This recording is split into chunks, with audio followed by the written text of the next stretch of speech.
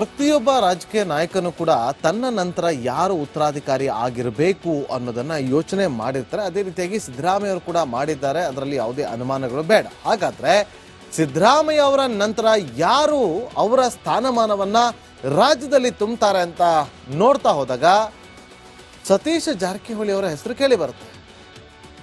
ಅವರೆಷ್ಟು simple Satish Jarkiholi ಅವರು ಅಂತಂದ್ರೆ ಇವತ್ತು ಕೂಡ ಒಂದು ಪ್ಯಾರಗಾನ್ ಅನ್ನುವ ಚಪ್ಪಲಿಯನ್ನು ಹಾಕೊಂಡು ನೋಡ್ತಾರೆ. ಆಡಂಬರ ಇಲ್ಲ, ದೊಡ್ಡ ಮಟ್ಟದಲ್ಲಿ ತೋರಿಸಿಕೊಳ್ಳುವಂಥ ವ್ಯಕ್ತಿ ಅಲ್ಲ, ಸರಳ ಸಜ್ಜನಿಕೆಯ ರಾಜಕಾರಣಿಯ ಲಿಸ್ಟಲ್ಲಿ ಸತೀಶ್ ಜಾರಕಿಹೊಳಿ ಅವರು ಕೂಡ ಇರ್ತಾರೆ. ಹಾಗಾಗಿ ಸಿದ್ದರಾಮಯ್ಯ ಅವರಿಗೆ ಸತೀಶ್ ಜಾರಕಿಹೊಳಿ ಅಂತಂದ್ರೆ ತುಂಬ ಪ್ರೀತಿ. ಅದೇ ರೀತಿಯಾಗಿ ಸತೀಶ್ ಜಾರಕಿಹೊಳಿ ಅವರು ಕೂಡ ಸಿದ್ದರಾಮಯ್ಯನ ಕಂಡ್ರೆ ಅಷ್ಟೇ ಅಚ್ಚುಮೆಚ್ಚು.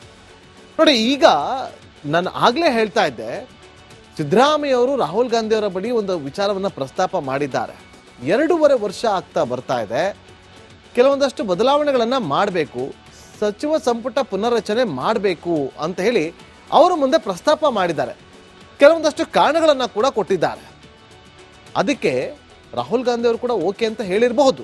ಇದೇ ಕಾರಣಕ್ಕೋಸ್ಕರ ಮೊನ್ನೆ ಡಿನ್ನರ್ ಮೀಟಿಂಗ್ ಆಯ್ತಲ್ಲ ಸಿದ್ದರಾಮಯ್ಯ ಅವರ ಮನೆಯಲ್ಲಿ, ಸರ್ಕಾರಿ ಕಾವೇರಿ ನಿವಾಸದಲ್ಲಿ ಸಚಿವರಿಗೆ ಅಂತೇಳಿ ಡಿನ್ನರ್ ಮೀಟಿಂಗ್ ಅರೇಂಜ್ ಮಾಡಿದ್ರು. ಆ ಸಂದರ್ಭದಲ್ಲಿ ಅವತ್ತು ಹೇಳಿದ್ದಾರೆ ಸಿದ್ದರಾಮಯ್ಯ ಅವರು, ಎಲ್ಲರೂ ಕೂಡ ಮಾನಸಿಕವಾಗಿ ಸಿದ್ಧರಾಗಿರಿ, ಬದಲಾವಣೆ ಆಗಬಹುದು, ಯಾರಿಗೆ ಏನಾಗುತ್ತೋ ಗೊತ್ತಿಲ್ಲ, ನೀವೆಲ್ಲದಕ್ಕೂ ಕೂಡ ಸಿದ್ಧರಾಗಿರಬೇಕು ಅಂತೇಳಿ ಅವರಿಗೆ ಆಲ್ರೆಡಿ ಸೂಚನೆ ಕೊಟ್ಬಿಟ್ಟಿದ್ದಾರೆ. ಸೊ ಹಾಗಾಗಿ 15ನೇ ತಾರೀಕು ಸಿಎಂ ಸಿದ್ದರಾಮಯ್ಯ ಅವರು ದೆಹಲಿಗೆ ಹೋಗ್ತಾವ್ರೆ. ಅದೊಂದು ಕಾರಣ ಇದೆ. ಕಪಿಲ್ ಸಿಬಲ್ ಅವರ ಒಂದು ಪುಸ್ತಕ ಬಿಡುಗಡೆ ಕಾರ್ಯಕ್ರಮಕ್ಕೆ ಅಂತ ಹೋಗ್ತಿದ್ದಾರೆ, ಅಷ್ಟಕ್ಕೆ ಹೋಗ್ತಾರ, ನೋ ಡೌಟ್ ಬೇರೆ ಕೆಲಸಗಳು ಕೂಡ ಇರುತ್ತೆ. ಆ ಸಂದರ್ಭದಲ್ಲಿ ಕೇವಲ ದೆಹಲಿಗೆ ಸಿಎಂ ಸಿದ್ದರಾಮಯ್ಯ ಅವರು ಮಾತ್ರ ಹೋಗೋದಿಲ್ಲ, ಅವರ ಜೊತೆಯಲ್ಲಿ ತಮ್ಮ ಆಪ್ತರನ್ನು ಕೂಡ ಕರೆದುಕೊಂಡು ಹೋಗುವಂತ ಸಾಧ್ಯತೆ ದಟ್ಟವಾಗಿದೆ. ಕೇವಲ ಸಿಎಂ ಸಿದ್ದರಾಮಯ್ಯ ಅವರು ಸಂಪುಟ ಪುನರಚನೆಗಾಗಿ ಮಾತ್ರ ಹೋಗ್ತಾರೆ ದೆಹಲಿಗೆ, ಹೊಸ ದಾಳವನ್ನ ಉಳಿಸೋದಕ್ಕೆ ಹೋಗ್ತಿದ್ದಾರೆ. ಆ ಹೊಸ ದಾಳ ಉಳಿಸೋದ್ರಿಂದ ಅವರು ಒಂದು ಸಿಎಂ ಸ್ಥಾನವನ್ನ ಭದ್ರಪಡಿಸ್ಕೊಳ್ಬಹುದು ಅಥವಾ ಬೇರೆಯದ್ದೇ ಪ್ಲಾನ್ ಅನ್ನ ಮಾಡ್ಕೊಂಡಿರ್ಬೋದು. ಹಾಗಾಗಿ ನಾನು ಆರಂಭದಲ್ಲಿ ಹೇಳಿದ್ದು ಪ್ಲಾನ್ ಎ ಜೊತೆಗೆ ಪ್ಲಾನ್ ಬಿ ಕೂಡ ಇದ್ದೇ ಇರುತ್ತೆ ಅಂತೇಳಿ. ನೋಡಿ, ಈಗ ಪ್ರಮುಖವಾಗಿರುವಂತದ್ದು ಸಿಎಂ ಬದಲಾವಣೆ ಕೂಗು ಅಂತ ಬಂದಾಗ ಸಿಎಂ ಸಿದ್ದರಾಮಯ್ಯ ಅವರ ಆಪ್ತಗಣದಲ್ಲಿರುವಂತವರು ಕೆಲವರು, ನಾವು ಕೂಡ ಸಿಎಂ ರೇಸಲ್ಲಿದ್ದೀವಿ, ನಮಗೂ ಕೂಡ ಸಿಎಂ ಸ್ಥಾನಮಾನವನ್ನ ಕೊಡಿ ಅಥವಾ ನಮಗೂ 2 ಸ್ಥಾನಮಾನವನ್ನ ಕೊಡಿ ಅಂತ ಹೇಳಿ ಪಟ್ಟು ಹಿಡಿದು ಕೂತ್ಕೊಂಡಂತ ಇತಿಹಾಸ ಬಹಳ ದಿನಗಳಿಂದ ನಡೀತಾ ಬರ್ತಾ ಇದೆ.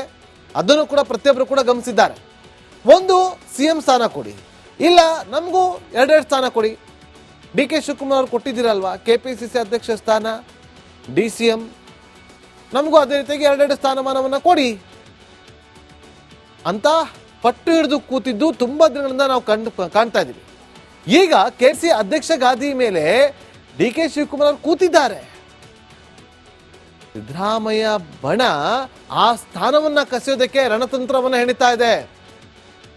ಡಿ.ಕೆ. ಶಿವಕುಮಾರ್ ಅವ್ರಿಗೆ ಅಧ್ಯಕ್ಷ ಸ್ಥಾನವನ್ನ ಆ ಸ್ಥಾನದಿಂದ ಕೆಳಗಿಳಿಸೋದಕ್ಕೆ ಯಾರು ಹೋಗಿ ಆ ಸ್ಥಾನದಲ್ಲಿ ಕೂರಬೇಕು ಅನ್ನೋದ್ರ ಬಗ್ಗೆ ರಣತಂತ್ರವನ್ನು ಹೆಣಿತಿದ್ದಾರೆ. ಒಂದು ವೇಳೆ ಸಿದ್ದರಾಮಯ್ಯ ಅವರು ದೆಹಲಿಗೆ ಹೋದಂಥ ಸಂದರ್ಭದಲ್ಲಿ ನೋಡಿ, ಒಂದು DCM ಸ್ಥಾನ ಇರಲಿ ಅಥವಾ ಅವ್ರಿಗೆ KPC ಅಧ್ಯಕ್ಷ ಸ್ಥಾನ ಇರಲಿ, 2ರಲ್ಲಿ ಒಂದನ್ನು ಮುಂದುವರಿಸಿ, ಆಯಿತು DCM ಸ್ಥಾನನೇ ಇರಲಿ ಅಂತೇಳಿ ಡಿ.ಕೆ. ಶಿವಕುಮಾರ್ ಅವರು ಹೇಳಿದಾಗ ಈ KPCC ಅಧ್ಯಕ್ಷ ಸ್ಥಾನಕ್ಕೆ ಯಾರನ್ನ ಶಿಫಾರಸು ಮಾಡ್ಬೋದು ಅಂತ ಹೇಳಿ ಒಂದಷ್ಟು ರಾಜಕೀಯ ವಿಶ್ಲೇಷಕರನ್ನ ಮಾತಾಡಿಸಿದಾಗ ಅವ್ರು ಹೇಳಿದ್ದು ಇದೇ ಸತೀಶ್ ಜಾರಕಿಹೊಳಿ ಅವರ ಹೆಸರು ಶಿಫಾರಸು ಮಾಡಬಹುದು, ಆ ಚಾನ್ಸಸ್ ಇದೆ ಅಂತ ಹೇಳಲಾಗ್ತದೆ. ಹಾಗಾದ್ರೆ ಸಿದ್ದರಾಮಯ್ಯ ಅವರು KPCC ಅಧ್ಯಕ್ಷ ಸ್ಥಾನಕ್ಕೆ ಸತೀಶ್ ಜಾರಕಿಹೊಳಿ ಅವರ ಹೆಸರನ್ನ ಶಿಫಾರಸು ಮಾಡ್ತಾರಾ ಅನ್ನೋದು ಸದ್ಯಕ್ಕಿರುವಂತ ಪ್ರಶ್ನೆ. ಜೊತೆಗೆ ಕಾಂಗ್ರೆಸ್ ನಾಯಕರು ಹೇಗೋ ಒಂದು ರೀತಿಯಲ್ಲಿ ದಲಿತ ಸಿಎಂ ಮಾಡಿಲ್ಲ,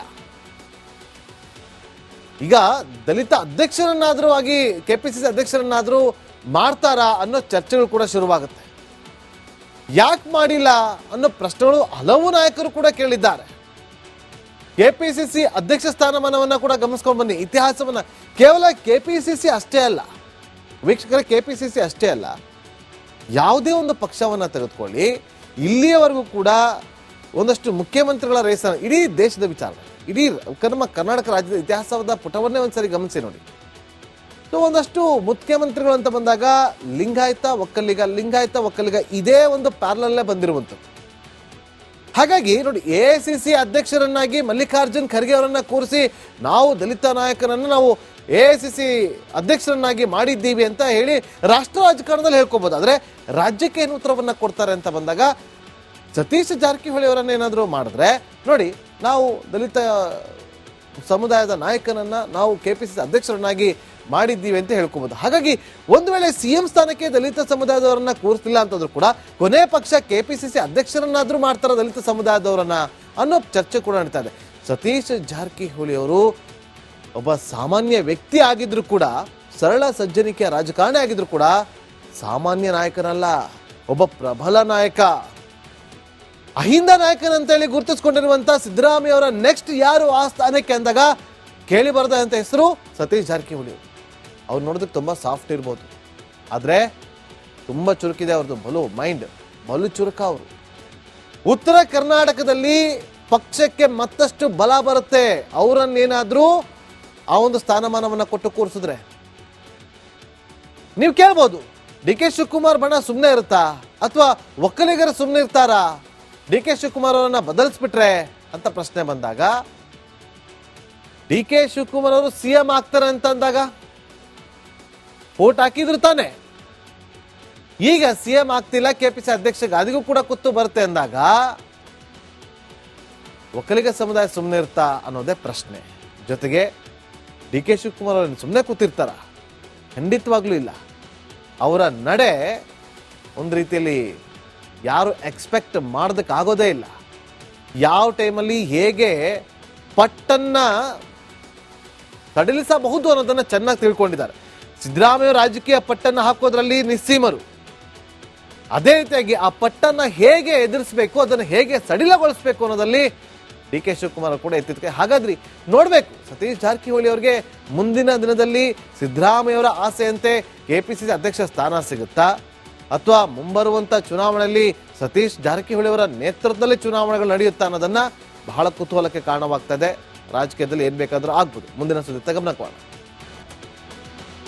ಪ್ರತಿಯೊಬ್ಬ ರಾಜಕೀಯ ನಾಯಕನು ಕೂಡ ತನ್ನ ನಂತರ ಯಾರು ಉತ್ತರಾಧಿಕಾರಿ ಆಗಿರಬೇಕು ಅನ್ನೋದನ್ನ ಯೋಚನೆ ಮಾಡಿರ್ತಾರೆ. ಅದೇ ರೀತಿಯಾಗಿ ಸಿದ್ದರಾಮಯ್ಯ ಅವರು ಕೂಡ ಮಾಡಿದ್ದಾರೆ, ಅದರಲ್ಲಿ ಯಾವುದೇ ಅನುಮಾನಗಳು ಬೇಡ. ಹಾಗಾದ್ರೆ ಸಿದ್ದರಾಮಯ್ಯ ಅವರ ನಂತರ ಯಾರು ಅವರ ಸ್ಥಾನಮಾನವನ್ನ ರಾಜ್ಯದಲ್ಲಿ ತುಂಬುತ್ತಾರೆ ಅಂತ ನೋಡ್ತಾ ಹೋದಾಗ ಸತೀಶ್ ಜಾರಕಿಹೊಳಿ ಅವರ ಹೆಸರು ಕೇಳಿ ಬರುತ್ತೆ. ಅವರೆಷ್ಟು ಸಿಂಪಲ್ ಸತೀಶ್ ಜಾರಕಿಹೊಳಿ ಅವರು ಅಂತಂದ್ರೆ, ಇವತ್ತು ಕೂಡ ಒಂದು ಪ್ಯಾರಗಾನ್ ಅನ್ನುವ ಚಪ್ಪಲಿಯನ್ನು ಹಾಕೊಂಡು ನೋಡ್ತಾರೆ.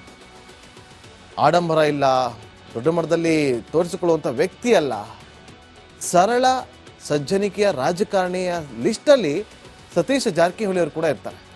ಹಾಗಾಗಿ ಸಿದ್ದರಾಮಯ್ಯ ಅವರಿಗೆ ಸತೀಶ್ ಜಾರಕಿಹೊಳಿ ಅಂತಂದ್ರೆ ತುಂಬಾ ಪ್ರೀತಿ. ಅದೇ ರೀತಿಯಾಗಿ ಸತೀಶ್ ಜಾರಕಿಹೊಳಿ ಅವರು ಕೂಡ ಸಿದ್ದರಾಮಯ್ಯನ ಕಂಡ್ರೆ ಅಷ್ಟೇ ಅಚ್ಚುಮೆಚ್ಚು. ನೋಡಿ, ಈಗ ನಾನು ಆಗ್ಲೇ ಹೇಳ್ತಾ ಇದ್ದೆ, ಸಿದ್ದರಾಮಯ್ಯ ಅವರು ರಾಹುಲ್ ಗಾಂಧಿ ಅವರ ಬಳಿ ಒಂದು ವಿಚಾರವನ್ನ ಪ್ರಸ್ತಾಪ ಮಾಡಿದ್ದಾರೆ. 2.5 ವರ್ಷ ಆಗ್ತಾ ಬರ್ತಾ ಇದೆ, ಕೆಲವೊಂದಷ್ಟು ಬದಲಾವಣೆಗಳನ್ನ ಮಾಡಬೇಕು, ಸಚಿವ ಸಂಪುಟ ಪುನರ್ರಚನೆ ಮಾಡಬೇಕು ಅಂತ ಹೇಳಿ ಅವರು ಮುಂದೆ ಪ್ರಸ್ತಾಪ ಮಾಡಿದ್ದಾರೆ. ಕೆಲವೊಂದಷ್ಟು ಕಾರಣಗಳನ್ನ ಕೂಡ ಕೊಟ್ಟಿದ್ದಾರೆ. ಅದಕ್ಕೆ ರಾಹುಲ್ ಗಾಂಧಿ ಅವರು ಕೂಡ ಓಕೆ ಅಂತ ಹೇಳಿರಬಹುದು. ಇದೇ ಕಾರಣಕ್ಕೋಸ್ಕರ ಮೊನ್ನೆ ಡಿನ್ನರ್ ಮೀಟಿಂಗ್ ಆಯ್ತಲ್ಲ ಸಿದ್ದರಾಮಯ್ಯ ಅವರ ಮನೆಯಲ್ಲಿ, ಸರ್ಕಾರಿ ಕಾವೇರಿ ನಿವಾಸದಲ್ಲಿ ಸಚಿವರಿಗೆ ಅಂತೇಳಿ ಡಿನ್ನರ್ ಮೀಟಿಂಗ್ ಅರೇಂಜ್ ಮಾಡಿದ್ರು. ಆ ಸಂದರ್ಭದಲ್ಲಿ ಅವತ್ತು ಹೇಳಿದ್ದಾರೆ ಸಿದ್ದರಾಮಯ್ಯ ಅವರು, ಎಲ್ಲರೂ ಕೂಡ ಮಾನಸಿಕವಾಗಿ ಸಿದ್ಧರಾಗಿರಿ, ಬದಲಾವಣೆ ಆಗಬಹುದು, ಯಾರಿಗೆ ಏನಾಗುತ್ತೋ ಗೊತ್ತಿಲ್ಲ, ನೀವೆಲ್ಲದಕ್ಕೂ ಕೂಡ ಸಿದ್ಧರಾಗಿರ್ಬೇಕು ಅಂತ ಹೇಳಿ ಅವರಿಗೆ ಆಲ್ರೆಡಿ ಸೂಚನೆ ಕೊಟ್ಬಿಟ್ಟಿದ್ದಾರೆ. ಸೊ ಹಾಗಾಗಿ 15ನೇ ತಾರೀಕು ಸಿಎಂ ಸಿದ್ದರಾಮಯ್ಯ ಅವರು ದೆಹಲಿಗೆ ಹೋಗ್ತಾವ್ರೆ. ಅದೊಂದು ಕಾರಣ ಇದೆ. ಕಪಿಲ್ ಸಿಬಲ್ ಅವರ ಒಂದು ಪುಸ್ತಕ ಬಿಡುಗಡೆ ಕಾರ್ಯಕ್ರಮಕ್ಕೆ ಅಂತ ಹೋಗ್ತಿದ್ದಾರೆ, ಅಷ್ಟಕ್ಕೆ ಹೋಗ್ತಾರ, ನೋ ಡೌಟ್ ಬೇರೆ ಕೆಲಸಗಳು ಕೂಡ ಇರುತ್ತೆ. ಆ ಸಂದರ್ಭದಲ್ಲಿ ಕೇವಲ ದೆಹಲಿಗೆ ಸಿಎಂ ಸಿದ್ದರಾಮಯ್ಯ ಅವರು ಮಾತ್ರ ಹೋಗೋದಿಲ್ಲ, ಅವರ ಜೊತೆಯಲ್ಲಿ ತಮ್ಮ ಆಪ್ತರನ್ನು ಕೂಡ ಕರೆದುಕೊಂಡು ಹೋಗುವಂತ ಸಾಧ್ಯತೆ ದಟ್ಟವಾಗಿದೆ. ಕೇವಲ ಸಿಎಂ ಸಿದ್ದರಾಮಯ್ಯ ಅವರು ಸಂಪುಟ ಪುನರಚನೆಗಾಗಿ ಮಾತ್ರ ಹೋಗ್ತಾರೆ ದೆಹಲಿಗೆ, ಹೊಸ ದಾಳವನ್ನ ಉಳಿಸೋದಕ್ಕೆ ಹೋಗ್ತಿದ್ದಾರೆ. ಆ ಹೊಸ ದಾಳ ಉಳಿಸೋದ್ರಿಂದ ಅವರು ಒಂದು ಸಿಎಂ ಸ್ಥಾನವನ್ನ ಭದ್ರಪಡಿಸ್ಕೊಳ್ಬಹುದು ಅಥವಾ ಬೇರೆಯದ್ದೇ ಪ್ಲಾನ್ ಅನ್ನ ಮಾಡ್ಕೊಂಡಿರ್ಬೋದು. ಹಾಗಾಗಿ ನಾನು ಆರಂಭದಲ್ಲಿ ಹೇಳಿದ್ದು ಪ್ಲಾನ್ ಎ ಜೊತೆಗೆ ಪ್ಲಾನ್ ಬಿ ಕೂಡ ಇದ್ದೇ ಇರುತ್ತೆ ಅಂತೇಳಿ. ನೋಡಿ, ಈಗ ಪ್ರಮುಖವಾಗಿರುವಂತದ್ದು ಸಿಎಂ ಬದಲಾವಣೆ ಕೂಗು ಅಂತ ಬಂದಾಗ ಸಿಎಂ ಸಿದ್ದರಾಮಯ್ಯ ಅವರ ಆಪ್ತಗಣದಲ್ಲಿರುವಂತವರು ಕೆಲವರು ನಾವು ಕೂಡ ಸಿಎಂ ರೇಸಲ್ಲಿದ್ದೀವಿ, ನಮಗೂ ಕೂಡ ಸಿಎಂ ಸ್ಥಾನಮಾನವನ್ನ ಕೊಡಿ ಅಥವಾ ನಮಗೂ ಎರಡೆರಡು ಸ್ಥಾನಮಾನವನ್ನ ಕೊಡಿ ಅಂತ ಹೇಳಿ ಪಟ್ಟು ಹಿಡಿದು ಕೂತ್ಕೊಂಡಂತ ಇತಿಹಾಸ ಬಹಳ ದಿನಗಳಿಂದ ನಡೀತಾ ಬರ್ತಾ ಇದೆ. ಅದನ್ನು ಕೂಡ ಪ್ರತಿಯೊಬ್ಬರು ಕೂಡ ಗಮನಿಸಿದ್ದಾರೆ. ಒಂದು ಸಿಎಂ ಸ್ಥಾನ ಕೊಡಿ, ಇಲ್ಲ ನಮಗೂ ಎರಡೆರಡು ಸ್ಥಾನ ಕೊಡಿ. ಡಿ ಕೆ ಶಿವಕುಮಾರ್ ಅವರು ಕೊಟ್ಟಿದ್ದೀರಲ್ವಾ ಕೆಪಿಸಿಸಿ ಅಧ್ಯಕ್ಷ ಸ್ಥಾನ, DCM, ನಮಗೂ ಅದೇ ರೀತಿಯಾಗಿ ಎರಡೆರಡು ಸ್ಥಾನಮಾನವನ್ನ ಕೊಡಿ ಅಂತ ಪಟ್ಟು ಹಿಡಿದು ಕೂತಿದ್ದು ತುಂಬಾ ದಿನಗಳಿಂದ ನಾವು ಕಾಣ್ತಾ ಇದ್ದೀವಿ. ಈಗ ಕೆಸಿ ಅಧ್ಯಕ್ಷ ಗಾದಿ ಮೇಲೆ ಡಿ ಕೆ ಶಿವಕುಮಾರ್ ಅವರು ಕೂತಿದ್ದಾರೆ. ಸಿದ್ದರಾಮಯ್ಯ ಬಣ ಆ ಸ್ಥಾನವನ್ನ ಕಸಿಯೋದಕ್ಕೆ ರಣತಂತ್ರವನ್ನ ಹೆಣಿತಾ ಇದೆ.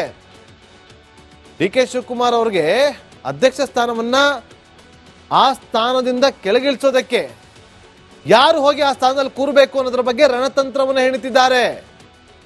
ಒಂದು ವೇಳೆ ಸಿದ್ದರಾಮಯ್ಯ ಅವರು ದೆಹಲಿಗೆ ಹೋದಂಥ ಸಂದರ್ಭದಲ್ಲಿ ನೋಡಿ, ಒಂದು DCM ಸ್ಥಾನ ಇರಲಿ ಅಥವಾ ಅವ್ರಿಗೆ KPC ಅಧ್ಯಕ್ಷ ಸ್ಥಾನ ಇರಲಿ, ಎರಡರಲ್ಲಿ ಒಂದನ್ನು ಮುಂದುವರಿಸಿ ಆಯಿತು DCM ಸ್ಥಾನನೇ ಇರಲಿ ಅಂತೇಳಿ ಡಿ ಕೆ ಶಿವಕುಮಾರ್ ಅವರು ಹೇಳಿದಾಗ ಈ KPCC ಅಧ್ಯಕ್ಷ ಸ್ಥಾನಕ್ಕೆ ಯಾರನ್ನ ಶಿಫಾರಸು ಮಾಡ್ಬೋದು ಅಂತ ಹೇಳಿ ಒಂದಷ್ಟು ರಾಜಕೀಯ ವಿಶ್ಲೇಷಕರನ್ನ ಮಾತಾಡಿಸಿದಾಗ ಅವ್ರು ಹೇಳಿದ್ದು ಇದೇ ಸತೀಶ್ ಜಾರಕಿಹೊಳಿ ಅವರ ಹೆಸರು ಶಿಫಾರಸು ಮಾಡಬಹುದು, ಆ ಚಾನ್ಸಸ್ ಇದೆ ಅಂತ ಹೇಳಲಾಗ್ತದೆ. ಹಾಗಾದ್ರೆ ಸಿದ್ದರಾಮಯ್ಯ ಅವರು KPCC ಅಧ್ಯಕ್ಷ ಸ್ಥಾನಕ್ಕೆ ಸತೀಶ್ ಜಾರಕಿಹೊಳಿ ಅವರ ಹೆಸರನ್ನ ಶಿಫಾರಸು ಮಾಡ್ತಾರಾ ಅನ್ನೋದು ಸದ್ಯಕ್ಕಿರುವಂತ ಪ್ರಶ್ನೆ.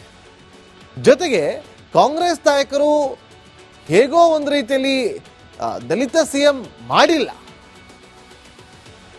ಈಗ ದಲಿತ ಅಧ್ಯಕ್ಷರನ್ನಾದ್ರೂ ಆಗಿ KPCC ಅಧ್ಯಕ್ಷರನ್ನಾದ್ರೂ ಮಾಡ್ತಾರಾ ಅನ್ನೋ ಚರ್ಚೆಗಳು ಕೂಡ ಶುರುವಾಗುತ್ತೆ. ಯಾಕೆ ಮಾಡಿಲ್ಲ ಅನ್ನೋ ಪ್ರಶ್ನೆಗಳು ಹಲವು ನಾಯಕರು ಕೂಡ ಕೇಳಿದ್ದಾರೆ. KPCC ಅಧ್ಯಕ್ಷ ಸ್ಥಾನಮಾನವನ್ನ ಕೂಡ ಗಮನಿಸ್ಕೊಂಡು ಬನ್ನಿ. ಇತಿಹಾಸವನ್ನ ಕೇವಲ KPCC ಅಷ್ಟೇ ಅಲ್ಲ ವೀಕ್ಷಕರೇ, KPCC ಅಷ್ಟೇ ಅಲ್ಲ, ಯಾವುದೇ ಒಂದು ಪಕ್ಷವನ್ನ ತೆಗೆದುಕೊಳ್ಳಿ, ಇಲ್ಲಿಯವರೆಗೂ ಕೂಡ ಒಂದಷ್ಟು ಮುಖ್ಯಮಂತ್ರಿಗಳ ರೇಸ್ ಇಡೀ ದೇಶದ ವಿಚಾರ, ಇಡೀ ನಮ್ಮ ಕರ್ನಾಟಕ ರಾಜ್ಯದ ಇತಿಹಾಸದ ಪುಟವನ್ನೇ ಒಂದ್ಸರಿ ಗಮನಿಸಿ ನೋಡಿ. ಸೊ ಒಂದಷ್ಟು ಮುಖ್ಯಮಂತ್ರಿಗಳು ಅಂತ ಬಂದಾಗ ಲಿಂಗಾಯತ ಒಕ್ಕಲಿಗ ಇದೇ ಒಂದು ಪ್ಯಾರಲಲ್ಲೇ ಬಂದಿರುವಂಥದ್ದು. ಹಾಗಾಗಿ ನೋಡಿ, AICC ಅಧ್ಯಕ್ಷರನ್ನಾಗಿ ಮಲ್ಲಿಕಾರ್ಜುನ್ ಖರ್ಗೆ ಅವರನ್ನ ಕೂರಿಸಿ ನಾವು ದಲಿತ ನಾಯಕನನ್ನು ನಾವು AICC ಅಧ್ಯಕ್ಷರನ್ನಾಗಿ ಮಾಡಿದ್ದೀವಿ ಅಂತ ಹೇಳಿ ರಾಷ್ಟ್ರ ರಾಜಕಾರಣದಲ್ಲಿ ಹೇಳ್ಕೋಬಹುದು. ಆದರೆ ರಾಜ್ಯಕ್ಕೆ ಏನು ಉತ್ತರವನ್ನ ಕೊಡ್ತಾರೆ ಅಂತ ಬಂದಾಗ ಸತೀಶ್ ಜಾರಕಿಹೊಳಿ ಅವರನ್ನ ಏನಾದರೂ ಮಾಡಿದ್ರೆ ನೋಡಿ, ನಾವು ದಲಿತ ಸಮುದಾಯದ ನಾಯಕನನ್ನ ನಾವು KPCC ಅಧ್ಯಕ್ಷರನ್ನಾಗಿ ಮಾಡಿದ್ದೀವಿ ಅಂತ ಹೇಳ್ಕೋಬಹುದು. ಹಾಗಾಗಿ ಒಂದು ವೇಳೆ ಸಿಎಂ ಸ್ಥಾನಕ್ಕೆ ದಲಿತ ಸಮುದಾಯದವರನ್ನ ಕೂರಿಸಲಿಲ್ಲ ಅಂತಂದ್ರೂ ಕೂಡ ಕೊನೆ ಪಕ್ಷ KPCC ಅಧ್ಯಕ್ಷರನ್ನಾದ್ರೂ ಮಾಡ್ತಾರ ದಲಿತ ಸಮುದಾಯದವರನ್ನ ಅನ್ನೋ ಚರ್ಚೆ ಕೂಡ ನಡೀತಾ ಇದೆ.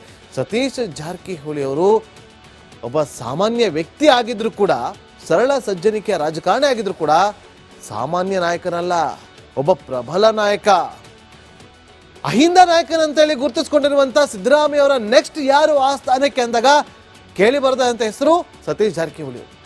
ಅವ್ರು ನೋಡೋದಕ್ಕೆ ತುಂಬಾ ಸಾಫ್ಟ್ ಇರ್ಬೋದು, ಆದ್ರೆ ತುಂಬಾ ಚುರುಕಿದೆ ಅವ್ರದ್ದು, ಬಲು ಚುರುಕ ಅವರು. ಉತ್ತರ ಕರ್ನಾಟಕದಲ್ಲಿ ಪಕ್ಷಕ್ಕೆ ಮತ್ತಷ್ಟು ಬಲ ಬರುತ್ತೆ ಅವರನ್ನೇನಾದ್ರೂ ಆ ಒಂದು ಸ್ಥಾನಮಾನವನ್ನ ಕೊಟ್ಟು ಕೂರಿಸಿದ್ರೆ. ನೀವು ಕೇಳ್ಬೋದು, ಡಿ ಕೆ ಶಿವಕುಮಾರ್ ಬಣ ಸುಮ್ಮನೆ ಇರುತ್ತಾ ಅಥವಾ ಒಕ್ಕಲಿಗರು ಸುಮ್ಮನೆ ಇರ್ತಾರಾ ಡಿ ಕೆ ಶಿವಕುಮಾರ್ ಅವರನ್ನ ಬದಲಿಸ್ಬಿಟ್ರೆ ಅಂತ ಪ್ರಶ್ನೆ ಬಂದಾಗ, ಡಿ ಕೆ ಶಿವಕುಮಾರ್ ಅವರು ಸಿಎಂ ಆಗ್ತಾರೆ ಅಂತ ಅಂದಾಗ ವೋಟ್ ಹಾಕಿದ್ರು ತಾನೆ. ಈಗ ಸಿಎಂ ಆಗ್ತಿಲ್ಲ, KPCC ಅಧ್ಯಕ್ಷ ಗಾದಿಗೂ ಕೂಡ ಕುತ್ತು ಬರುತ್ತೆ ಅಂದಾಗ ಒಕ್ಕಲಿಗ ಸಮುದಾಯ ಸುಮ್ಮನೆ ಇರ್ತಾ ಅನ್ನೋದೇ ಪ್ರಶ್ನೆ. ಜೊತೆಗೆ ಡಿ ಕೆ ಶಿವಕುಮಾರ್ ಅವರನ್ನು ಸುಮ್ಮನೆ ಕೂತಿರ್ತಾರ? ಖಂಡಿತವಾಗ್ಲೂ ಇಲ್ಲ. ಅವರ ನಡೆ ಒಂದು ರೀತಿಯಲ್ಲಿ ಯಾರು ಎಕ್ಸ್ಪೆಕ್ಟ್ ಮಾಡೋದಕ್ಕಾಗೋದೇ ಇಲ್ಲ. ಯಾವ ಟೈಮಲ್ಲಿ ಹೇಗೆ ಪಟ್ಟನ್ನ ಸಡಿಲಿಸಬಹುದು ಅನ್ನೋದನ್ನ ಚೆನ್ನಾಗಿ ತಿಳ್ಕೊಂಡಿದ್ದಾರೆ. ಸಿದ್ದರಾಮಯ್ಯ ರಾಜಕೀಯ ಪಟ್ಟನ್ನ ಹಾಕೋದ್ರಲ್ಲಿ ನಿಸ್ಸೀಮರು. ಅದೇ ರೀತಿಯಾಗಿ ಆ ಪಟ್ಟನ್ನ ಹೇಗೆ ಎದುರಿಸಬೇಕು, ಅದನ್ನು ಹೇಗೆ ಸಡಿಲಗೊಳಿಸಬೇಕು ಅನ್ನೋದಲ್ಲಿ ಡಿ ಕೆ ಶಿವಕುಮಾರ್ ಕೂಡ ಎತ್ತಿದ್ದಕ್ಕೆ. ಹಾಗಾದ್ರಿ ನೋಡ್ಬೇಕು, ಸತೀಶ್ ಜಾರಕಿಹೊಳಿ ಅವರಿಗೆ ಮುಂದಿನ ದಿನದಲ್ಲಿ ಸಿದ್ದರಾಮಯ್ಯ ಅವರ ಆಸೆಯಂತೆ KPCC ಅಧ್ಯಕ್ಷ ಸ್ಥಾನ ಸಿಗುತ್ತಾ ಅಥವಾ ಮುಂಬರುವಂತ ಚುನಾವಣೆಯಲ್ಲಿ ಸತೀಶ್ ಜಾರಕಿಹೊಳಿ ಅವರ ನೇತೃತ್ವದಲ್ಲಿ ಚುನಾವಣೆಗಳು ನಡೆಯುತ್ತಾ ಅನ್ನೋದನ್ನ ಬಹಳ ಕುತೂಹಲಕ್ಕೆ ಕಾರಣವಾಗ್ತದೆ. ರಾಜಕೀಯದಲ್ಲಿ ಏನ್ ಬೇಕಾದ್ರೂ ಆಗ್ಬೋದು. ಮುಂದಿನ ಸುದ್ದಿ ಗಮನ ಕೊಡೋಣ.